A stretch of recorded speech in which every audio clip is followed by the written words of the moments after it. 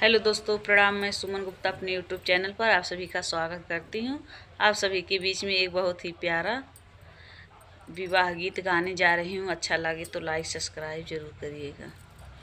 सोनवा के लोटावा गंगा के पनिया, सोनवा के लोटावा गंगा जी के पनिया, तनी ताका हो कावन भैया धरिया वरिया, तनी ताका हो कावन भैया धरिया ओरिया।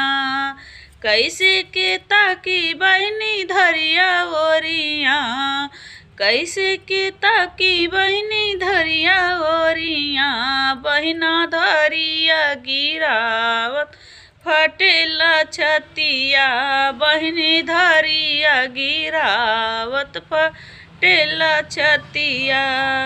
फटत त फटे देहुआ जुरतिया, फटत त फटे देहुआ जुरतिया। बिहन जैबे दूर देशवा जो हबे बटिया, बिहन जैबे दूर देशवा जो हबे बटिया।